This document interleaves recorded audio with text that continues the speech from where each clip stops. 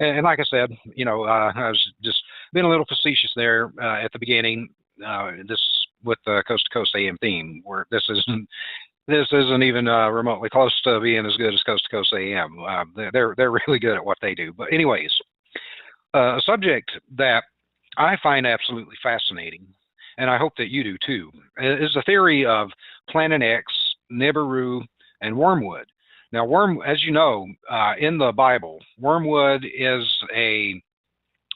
it's mentioned in the book of Revelations, actually, and it's a translation. I guess it is it's from Greek. The Greek text is absinthos, and that translates into English as wormwood, and that's the English language version of the Bible.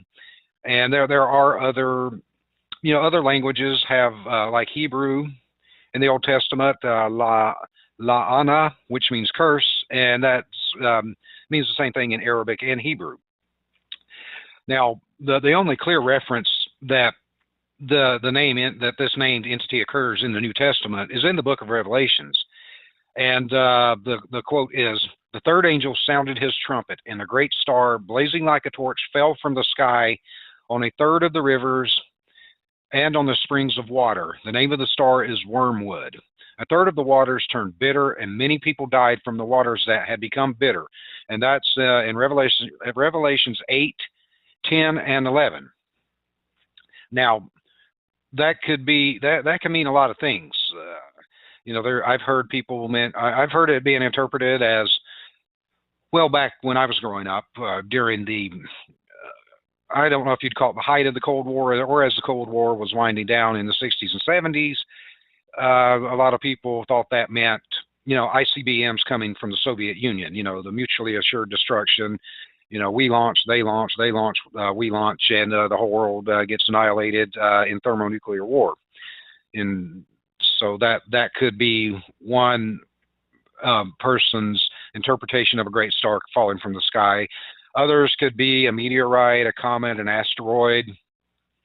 Could be a spaceship, like a giant kamikaze spaceship. Who knows? There's a lot of different, and that can be interpreted in a lot of different ways. But something falling from the sky and turn the waters bitter doesn't necessarily mean. I mean, it could mean it poisoned the water. If you've seen the movies, and sometimes you wonder, has Hollywood been conditioning us with like the movies with the alien invasions and occupation of planet Earth, movies like Armageddon and Deep Impact, where these giant asteroids and comets basically were going to cause an extinction level event. And only in Hollywood could something like that be averted. In real life, I don't think so. And depending on your school of beliefs, no one knows who's right, no one knows who's wrong. Could have been created 6,000 years ago. The universe could be 6,000 years old, or it could be billions of years old. Who knows? Who knows what really wiped out the dinosaurs? The prevailing theory, and let me stress that word theory, is before they discovered the crater down on the Yucatan Peninsula, the prevailing belief was that they died from, I think, volcanic eruptions. And then the prevailing theory, once that giant crater had been discovered, was that an asteroid had hit the Earth some 65 million years ago, and that wiped out the dinosaurs. And all you've got to do is look at the surface of the moon, and you can see it's been hit by a lot of things, or that could have been old volcanic eruptions. Who knows for sure what? None of us are really there to see it, so who knows what the truth is. But doing my research, I wanted to not use my speculation and observation because I'm just saying I dabble in astronomy because it's just fascinating to me. But anyways, I wanted to read through different publications and sites and try to find something that I would basically say would be compelling. And this one article I found is on a site called kRSchannel.com, and it says, "Does planet Nibiru exist? And is Nibiru approaching?" We've all heard I don't know if we all have, but a lot of people have heard that this could be happening. But anyways, this is what they have to say about it. The new information on Nibiru is more mysterious than its own origins. Not too many people know the true details of Nibiru and why it exists in our solar system. So the author basically wants to give you some information. And let me tell you some basics first about this planet. Planet Nibiru, which was referred by the Sumerians as Planet X, was supposedly the 12th planet in our solar system. And the true meaning of Planet Nibiru is planet of crossing. In the hydrophilic of the Sumerians and Egyptian, they talked about how Planet Nibiru had an elliptical orbit, as opposed to our normal horizontal orbit, and it took around 750,000 years to come between Mars and Jupiter. And when it did, it created devastation on all the planets during its flyby.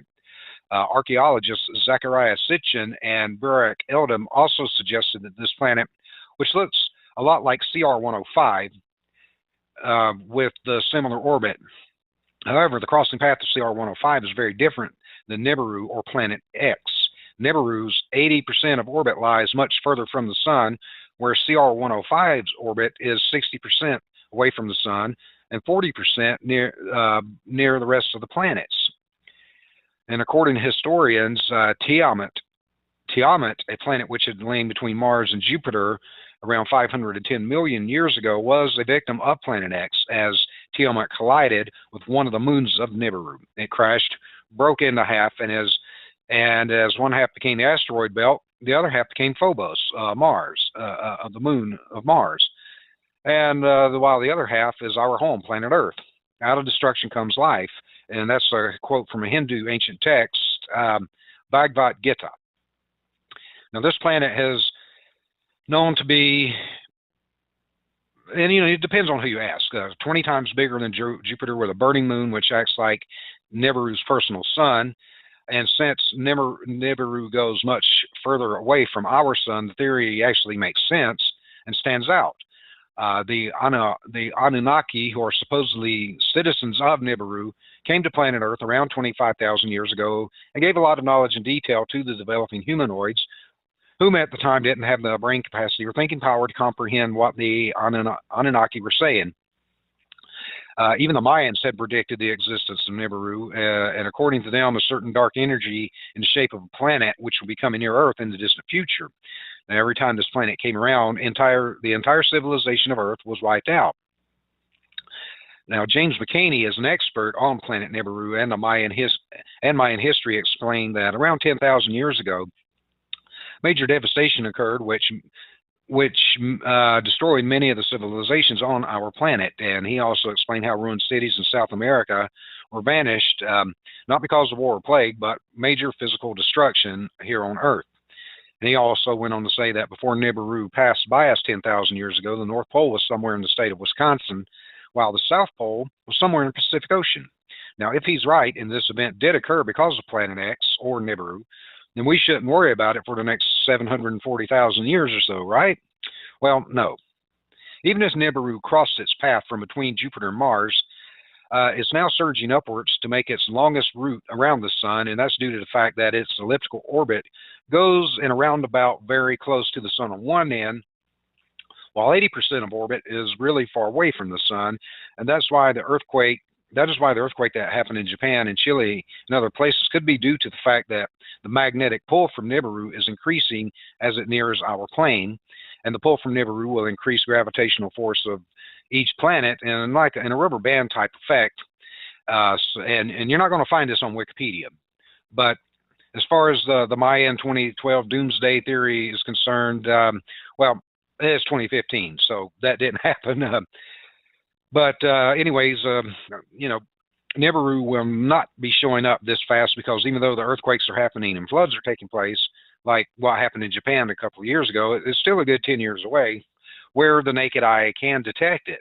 And with that being said, I saw some video footage of what appeared to be like two suns, and why I never saw this actually. I mean, well, it happened like, right at sun up, and well, most of the time I'm asleep at sun up because I work really late at night, so I got to rest.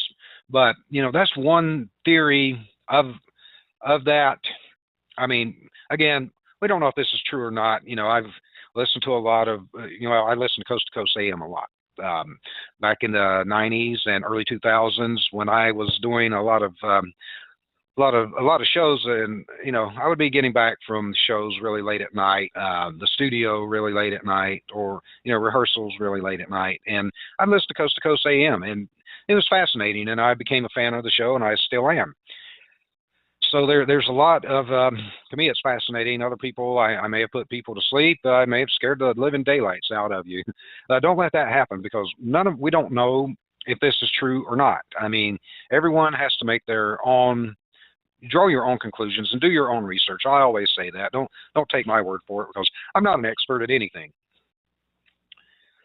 But I do have some audio to kind of back up what I'm saying. And again, all of this information will be posted on our website, thewakeupmissionshow.com, and on our Facebook page, the Wake Up Mission Radio Show. So if you want to check these links out later, feel free to do so. Do your own research, draw your own conclusions. It could be true, and then again, it might not be. Who the hell knows? Well, if it is, we'll all find out together. But anyways, I do have some audio, and most of the audio that I found, were really long, like 2 hours and stuff like that. Well, we don't have 2 hours, and those files are too large to upload anyway. So I just had to sift through a lot of different audio to find what I thought was good quality audio that would actually fit into our time frame. So we'll go ahead and get started on this one. The men and women in the military has begun conducting briefings for dependents. These would be the dependents that are stationed near the East Coast, the Atlantic Ocean, near the West Coast, the Pacific Ocean, and near the Gulf Coast. At these briefings, they're being told the following: that there's this planetary-sized object called Nibiru that's coming into our solar system. It's going to be causing very severe problems, much more so than it already is, very soon, and that they're being put on standby to bug out. They're being told that there'll be little notice, possibly 2 weeks or so, before they're given the notice to bug out. Oh, they're also, by the way, they're being shown a map. Advance 4 to 6 weeks is probably pretty likely. Probably not more than 3 or 4 months. So that's our belief. I hope we're wrong. I hope that this turns out to be incorrect information. If it is, well, that's great. If it's not, if it turns out to be correct, then you've got your heads up.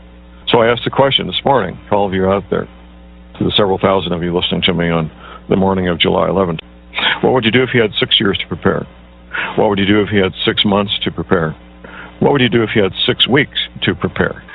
Mike, it was 2 weeks ago today that I announced the information I received from 2 confidential sources. One was a confidential source who is a dependent of a Department of Defense employee, part of continuity of government contingency planning, by the way. Not all DOD and not all government employees are part of COG, continuity of government contingency planning. Anyway, at this briefing, which they had to sign a non-disclosure agreement before the briefing began, they were told that they were being put on standby for evacuation, that they may get as much as 2 weeks' notice, they may not.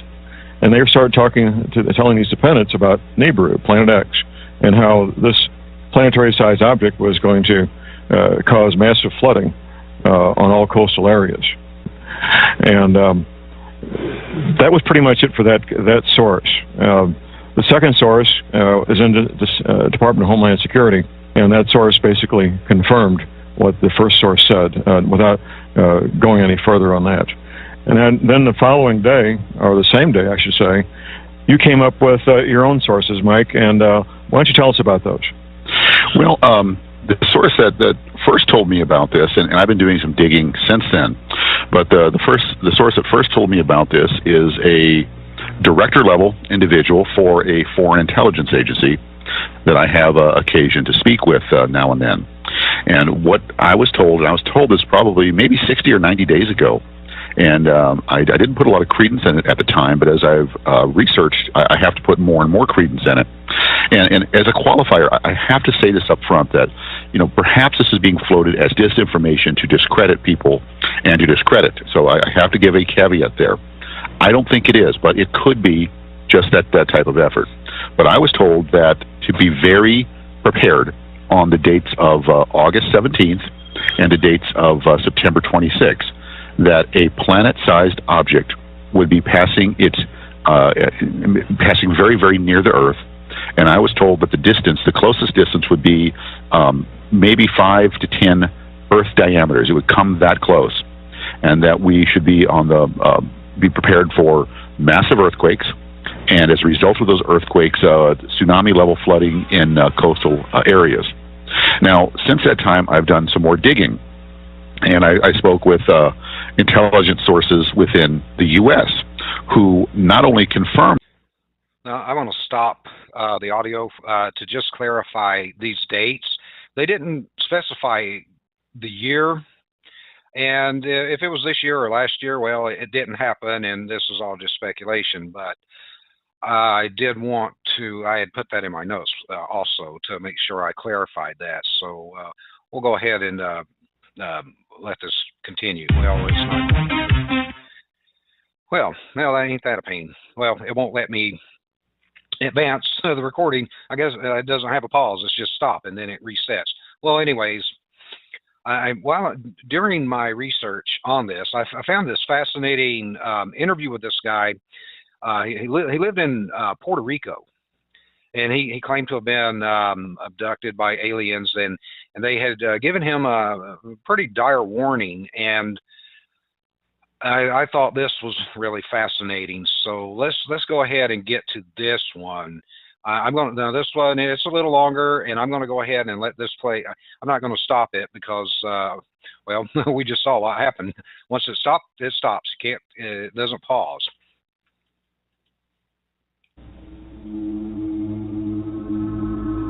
On the morning of May 14, 1988, Amaury Riviera, a young man from Puerto Rico, photographed a giant disk, followed and circled by 2 jet interceptors. What makes the sensational pictures even more interesting is Riviera's claim that he had contact with the occupants of this UFO. Hello, my name is Amaury Rivera. I live in Puerto Rico, and back in 1988, I was working in a nightclub, and there was a musical group there. One of my cousins wanted me to photograph the musical group, and she loaned me a camera with some film. On my way back home, I encountered 2 small beings, 2 small strange men, which I didn't think were men from outer space.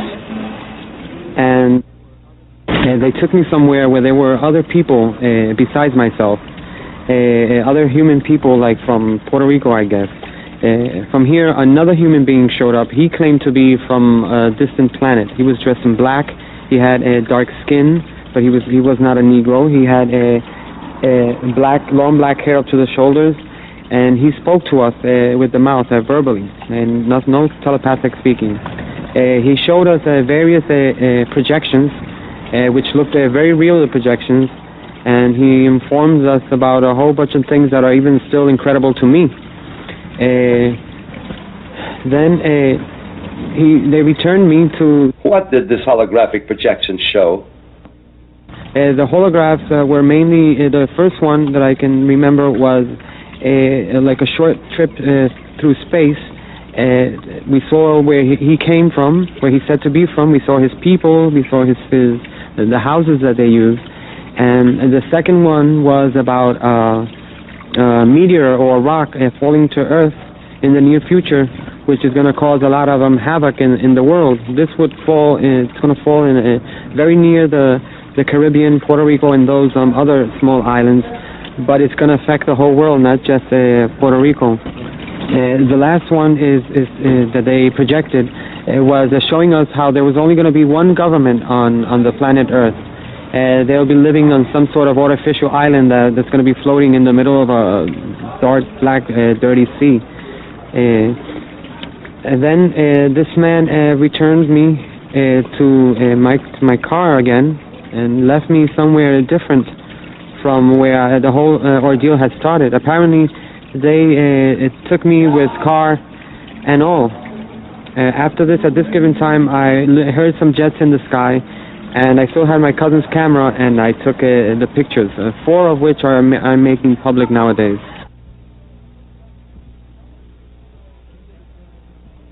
So the jets followed the UFO?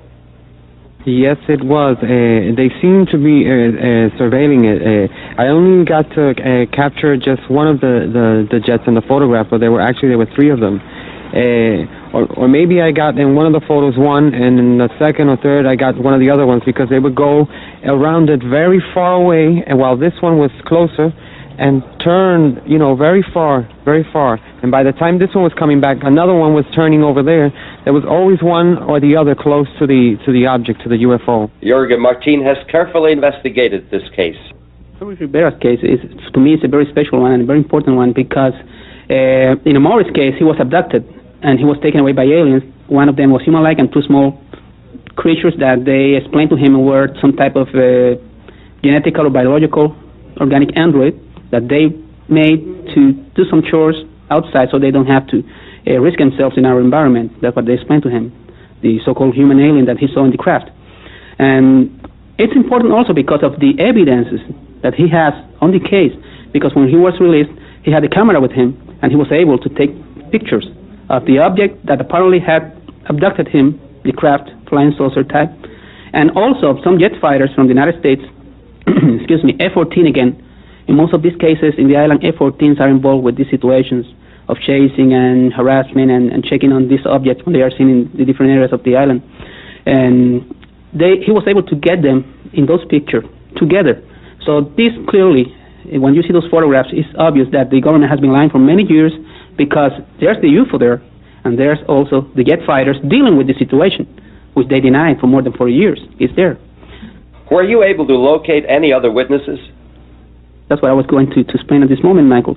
The Amaury's case is also very important, because I have several people who apparently had been contacted by the same alien that abducted Amaury and the small ones that were with him in a separate fashion. They have nothing to do with Amaury's incident. This human-like alien, is contacting people all around the area of the southwest of Puerto Rico. I had people from the town of Yauco who seem to have been contacted by this man. I have this fisherman, Andres Maldonado, who I got in contact with Amaury, because he told me several things Amaury had told no one before, only I knew them, about the name of the alien and all the details that he was using to check on the people who really may have been in contact with the same being the night he was abducted, because there were about 14 other people there in the craft that night. And when Maldonado told me all this information that he couldn't know because he was not involved with the Amaury's case, I got them together. And at this moment I have about 3 different people who seem to have been in contact with the same alien. So they are doing something, and they are getting in contact with more and more people and preparing people for something. And this is very important, because all this corroborates Amaury's incident also. Other witnesses contacted Amaury himself. So far, between 1988 and 1992, I've been able to localize 7 of these people, because I've gone on different TV shows and different articles, and I've always been asking if anybody remembers anything similar happening to them, and that year, during that time, Mother's Day, to please get in touch with me. And I've gotten in touch with hundreds of people, but out of the hundreds, 7 definitely were there with me. I still have 7 to go. Maybe I'll never find them. Maybe they'll see this. You investigated the Rivera case, Colonel Stevens. What was your impression? Well, of course, Jorge Martin took me to meet Amaury Rivera shortly after I got there with the Mexican team to study some phenomena in Puerto Rico. And when I first met Amaury, he was very reluctant to describe his case, because it still frightened him to think about it. And it took some time before we could develop enough confidence where he was comfortable talking to us about the case. But he would still tremble when he thought about it. He would turn pale. He'd become weak. He was frightened. But he has now reviewed the details and the points in sufficient length and depth that he can face the experience without the trauma, which he has learned to do. And today, or yesterday, we saw for the first time that he is able to manage his emotions well enough to describe that contact in considerable detail. You carefully analyzed the Rivera photographs. We took the pictures. Yes, we took the pictures taken by Amaury Rivera to a NASA consultant facility in Scottsdale, where we put them through a computer analysis using latest state-of-the-art equipment. And we found that both the disc-shaped craft seen in the photographs and the aircraft are considerable distance from the camera, between 3 and 5 miles. We discovered that the jet fighter was moving and that the disc-shaped craft was moving relatively slow or not moving at all. We discovered that the ambient light conditions were correct in all respects. We were able to eliminate montages, paste-ups, reflections, models, all kinds of forms of technical manipulation of photographs, and we had to conclude that the pictures were real and that they were exactly as described by the witness when he took the photographs. Noch dazu wurde Amuri Rivera eingeschüchtert und unter Druck gesetzt, seine Fotos herauszugeben. Well, a short time after the incident, 3 men showed up at my home in Puerto Rico, and one of them stood in their car downstairs, and they claimed to be from CIA, and they handed me 2 pieces of paper, which I was so nervous I couldn't really read, but I remember seeing the letter CIA, which is the intelligence agency from the United States, and they said that it would be easier and better for me if I handed them the photographs and the negatives, but they did not say, what photographs or what negatives. They didn't specify, and I just told them that I did not know what they were talking about. And they said it would be easier because we have an order to register your house, to look through your house. And I said, well, go ahead, be my guest and look. And they looked, but they couldn't find them because I had hid them very well. Well, is this guy full of it, looking for his 15 minutes, or was he telling the truth? Well, who knows? He seems to be very convinced of his experience that it actually did happen. And if you want to see this, if you want to see this interview with him for yourself, then, go to our website, thewakeupmissionshow.com, or our Facebook page, The Wake Up Mission Radio Show. All this information is posted there, and you can check it out for yourself and draw your own conclusions. But one thing I wanted to interject before we get back to Nibiru, I've seen, watching like Science Channel, Discovery, and what have you, what the shows with aliens, and they, one thing that most of the scientists do agree upon is, for long distance space travel, carbon-based organic life forms wouldn't fare too well unless, they had like some kind of faster, some way to travel long distances over short periods of time, like wormholes, faster than light, warp speed, whatever you want to call it.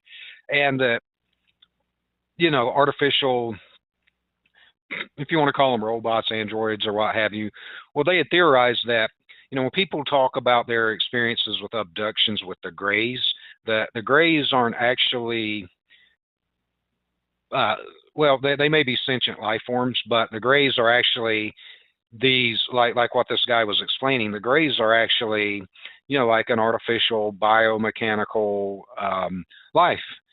So that I thought that was interesting when he mentioned that, when they said, they do like, menial tasks and chores that wouldn't be safe for a carbon-based organic life form. So, I just thought, oh, okay, that kind of connects those dots, and that's what we try to do here. And again, this is all just theory.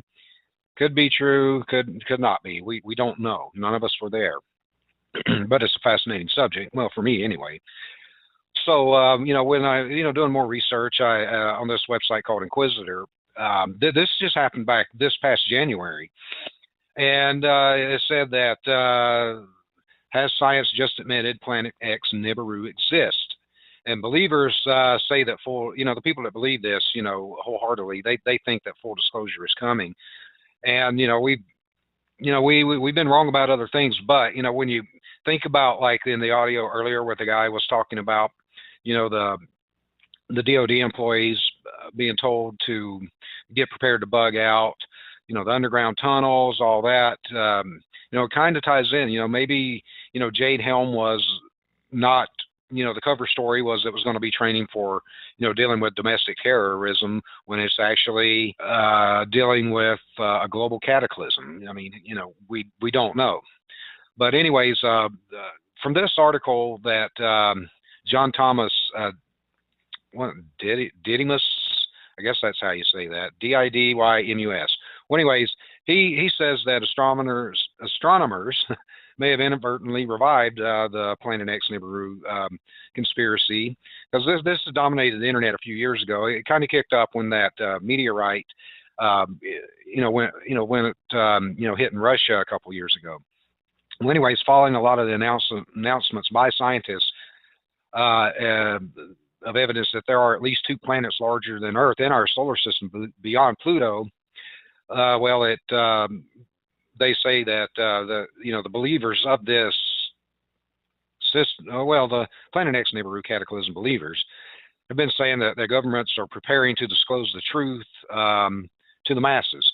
And scientists had announced in a new study published in the journal Monthly Notices of the Royal Astronomical Society letters that there's at least 2 planets likely bigger than Earth that are undetected in the outer fringes of the solar system, and they are thought to exist beyond the orbits of Neptune and Pluto.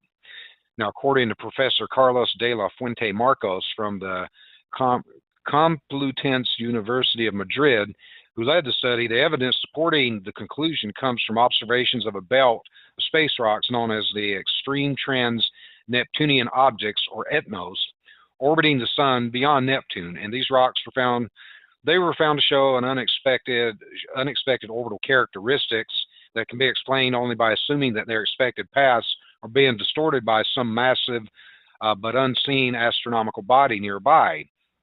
And it was quoted as saying the excess of objects with unexpected orbital parameters makes us believe there are some invisible forces are altering the distribution of the orbital elements of the ETNO, and we consider that the most probable explanation is that other unknown planets exist beyond Neptune and Pluto, and the exact number is uncertain, given that the data is limited, but our calculations suggest that there are at least 2 planets and probably more within the confines of our solar system.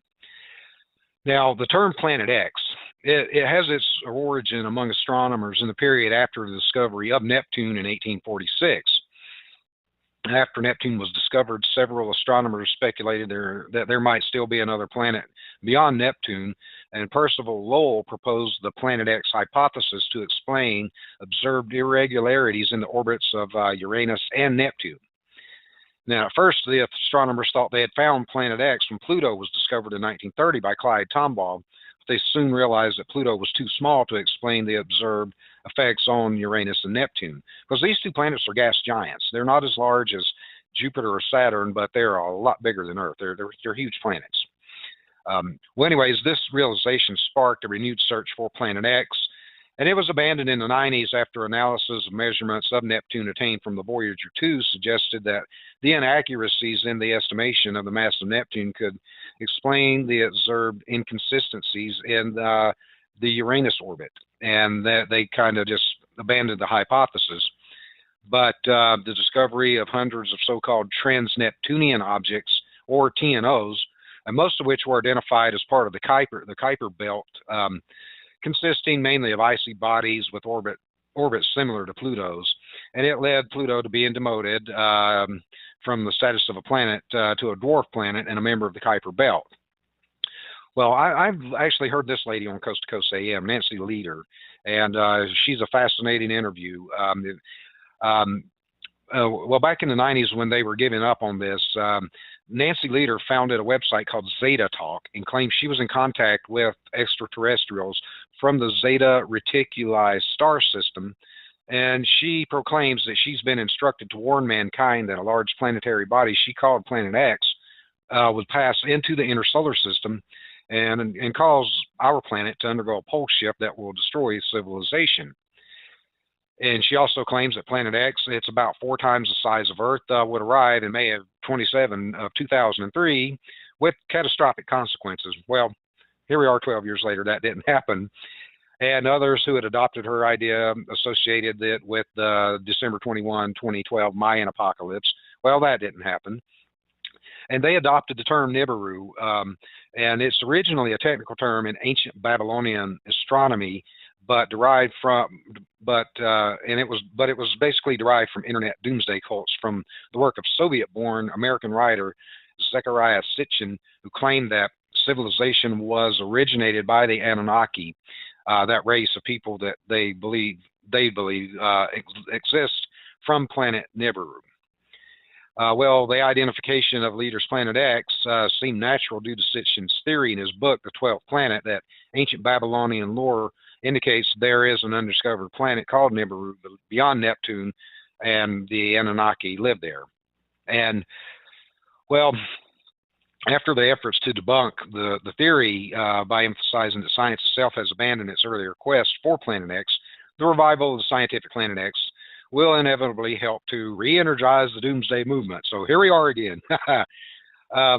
So that, there's there's a lot of talk. It's been met with ridicule, and even by those that spent hours studying in an attempt to debunk it, only to find that they are now believers, and there are evident stirrings of feelings of vindication among these cataclysm believers who have long insisted that the government had been covering up the truth about the existence of this planet. So I guess we'll all find out together. There's nothing set in stone, and this is all fascinating stuff. But I wanted to run some audio because if this really isn't happening, why are they talking about it?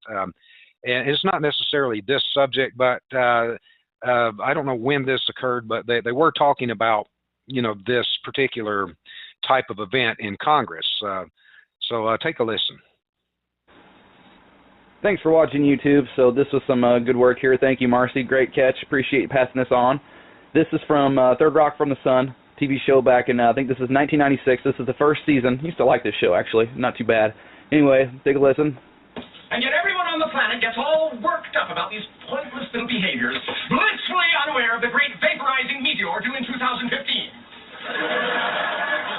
Which obviously doesn't exist because I'm kidding!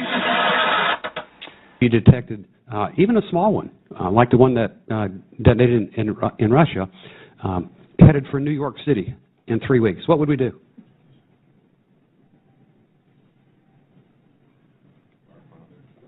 Bend over and what?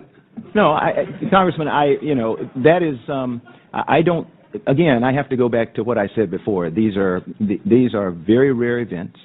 From the information that we have on asteroids that we've discovered of all sizes, we don't know of one that will threaten the population of the United States, in 3 weeks.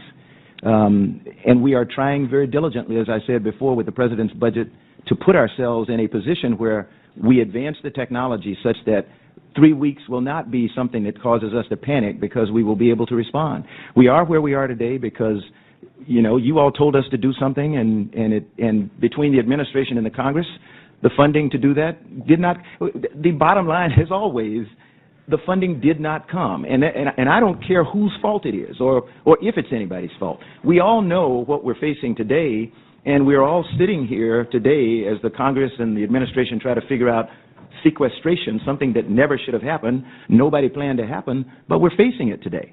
And so the answer to you is, if it's coming in 3 weeks, pray. And I second that motion from this gentleman. Be prepared, because there's really no way to prove or disprove any of this, and it's a fascinating subject. There are thousands of, well, I don't know, but thousands may be a stretch, but there's a lot of hours of audio of this on YouTube. And I've got one other clip. I'm not going to play the whole thing, and it was said that it was from a NASA whistleblower, and a lot of it was more visual than audio, because they were showing like some underground tunnels and structures that had been built. But he does have some fairly legitimate information. So we'll play a few minutes of this.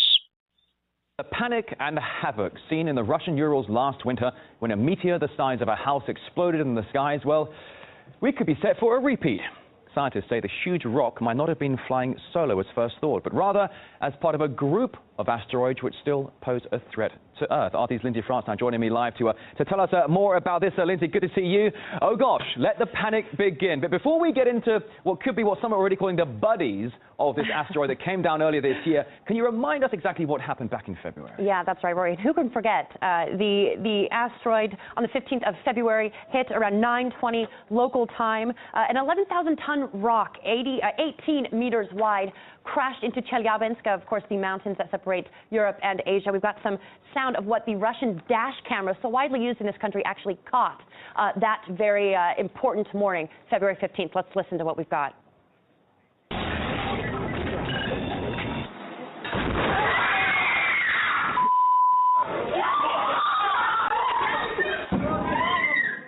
Very dramatic video there, and when that story came out, people were very, very shocked because we all wanted to know why it wasn't detected, and it scared, obviously, a lot of people. No one was killed in this. More than 1,000 were injured, but no one lost their lives, and that was what was such a shock to so many in this situation, and that is the fear. This went undetected, so that's why scientists are trying to figure out if there are more, possibly, on their way.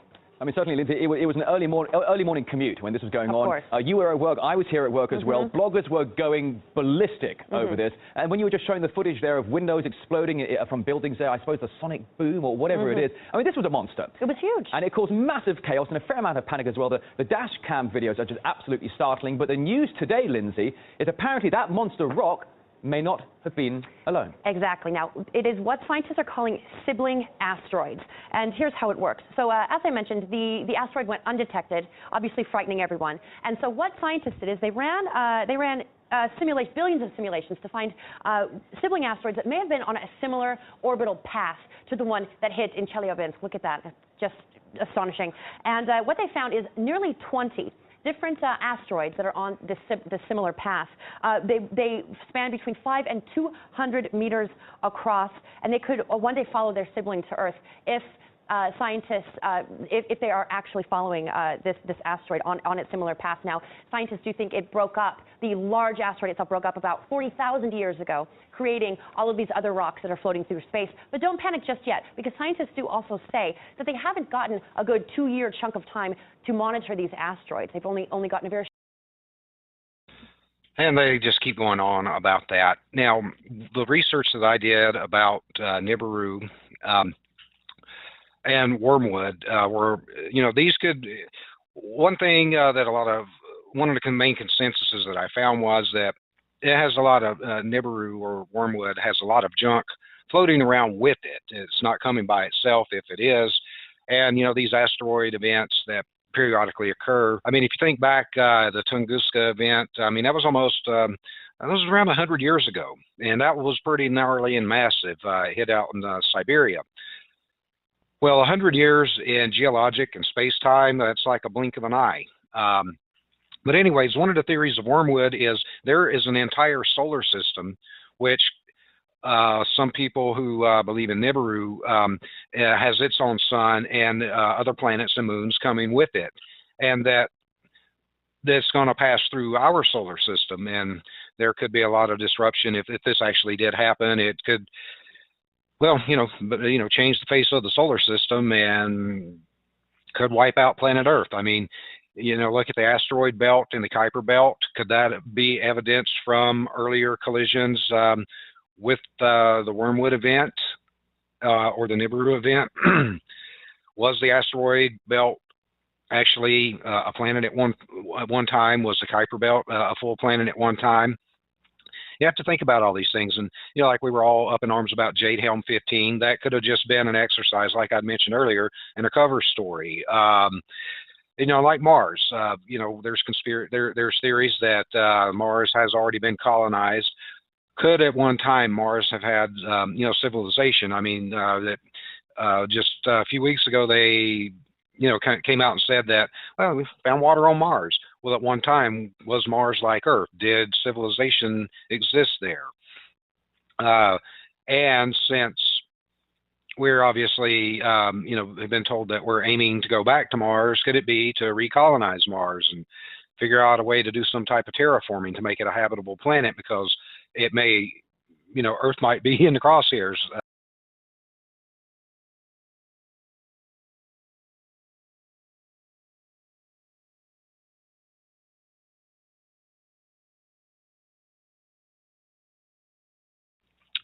And like I said, I was just being a little facetious there at the beginning.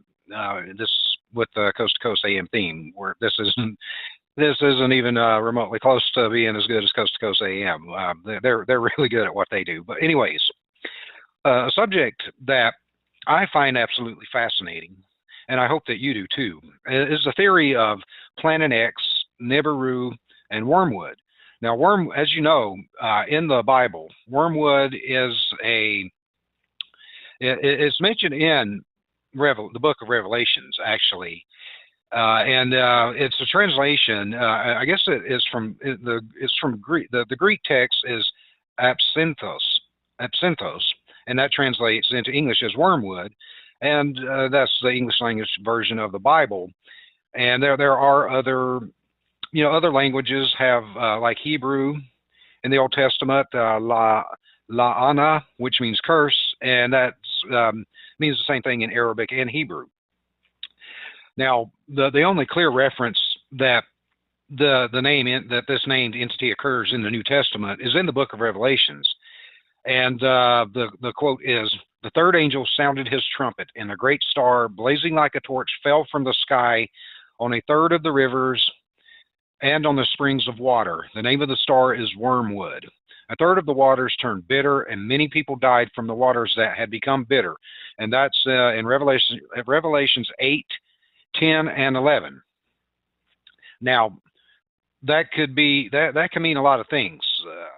I've heard I've heard it being interpreted as, well, back when I was growing up, during the I don't know if you'd call it the height of the Cold War, or as the Cold War was winding down in the 60s and 70s. A lot of people thought that meant, ICBMs coming from the Soviet Union, the mutually assured destruction. We launch, they launch, they launch, we launch, and the whole world gets annihilated in thermonuclear war. And so that could be one person's interpretation of a great star falling from the sky. Others could be a meteorite, a comet, an asteroid. Could be a spaceship, like a giant kamikaze spaceship. Who knows? There's a lot of different, and that can be interpreted in a lot of different ways. But something falling from the sky and turn the waters bitter doesn't necessarily mean. It could mean it poisoned the water. If you've seen the movies, and sometimes you wonder, has Hollywood been conditioning us with like the movies with the alien invasions and occupation of planet Earth, movies like Armageddon and Deep Impact, where these giant asteroids and comets basically were going to cause an extinction level event, and only in Hollywood could something like that be averted. In real life, I don't think so.